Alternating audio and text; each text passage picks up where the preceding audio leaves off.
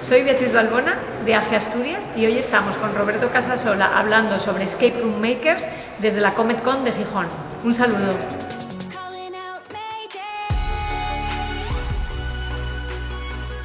Buenas, soy Roberto Casasola. Hoy os traigo aquí un escape room para adolescentes. Y nada, muchas gracias a Comet-Con por invitarme y ojalá haber estado allí en Gijón. Y muchas gracias y enhorabuena por el evento que habéis creado. Lo tenéis todo merecido. Os voy a enseñar el audio, ¿no? Primero y ahora pasamos a explicarlo. Enhorabuena. Han superado con éxito la segunda prueba. Solo les diré que ventana hacia el exterior iluminada de la manera correcta abre un mundo de posibilidades. Para rearmar la alimentación eléctrica deberán utilizar los pulsadores marcados en azul. Ayúdense de las representaciones espaciales para encontrar los elementos. Enhorabuena. Aquí, principalmente, obteníamos una linterna de la prueba anterior con un sensor ultravioleta, es decir, lo habíamos adaptado nosotros. Entonces, ¿qué ocurría? Los chicos tenían que ir, la interfaz, como vais a ver en el vídeo al final, estaba rodeado por unos cartones y ahí teníamos dibujado unos dibujos, como puede ser un cohete, un marciano, un ovni y demás. Y al lado de la interfaz en la que ellos interactuaban, lo que había eran estos muñecos de goma asociados a elementos del circuito.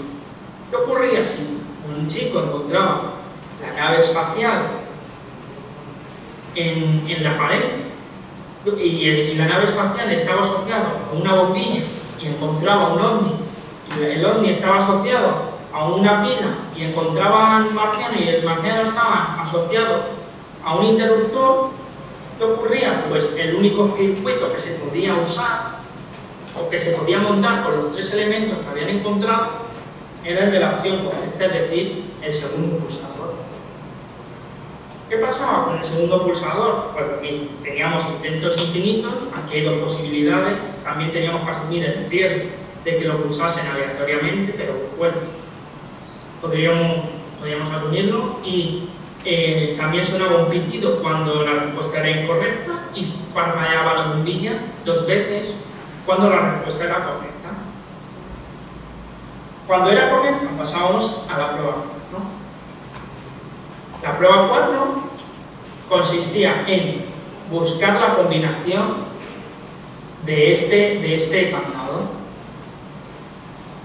La prueba, vamos a ver la prueba 4 estaba, como ya he dicho, un candado, era encontrar la combinación. ¿Cómo buscabas esa combinación? Esa combinación, cerca de la mesa había un circuito muy sencillo, donde las incógnitas despejadas, intensidad, voltaje y resistencia, te daban la combinación del candado. Al abrirlo, podíamos abrir esta tapadera que está aquí y encontrábamos un lector IR de infrarrojos y un mando que al pulsar la tecla del mando desbloqueaba o abría el sistema. Tomabas el control de la nave en los textos. Vamos a escuchar la voz de no. Enhorabuena. Únicamente les resta una prueba para completar con éxito la rutina. En una mesa próxima podrán encontrar un circuito. Resolviendo las incógnitas obtendrán los códigos que abren el candado y dan acceso al mando central que permitirá activar de manera definitiva el sistema de seguridad. Enhorabuena. Vale. Pues bueno, como ya hemos explicado, candado, mando, desactiva, tomas el control de la nave, te da el acierto y ya, como es la última prueba para finalizar, lo que se obtiene es que suena una música de fondo por un zumbador activo, sí, y sonaba la música de Star Wars. Vamos a ver. Vale, también para finalizar, lo que le entregábamos al alumno era un pequeño obsequio, una medalla con el mérito científico, sonaba una voz en off y le entregábamos una medalla al mérito científico con una bolsa de chucherías para motivarlo. Ya que estábamos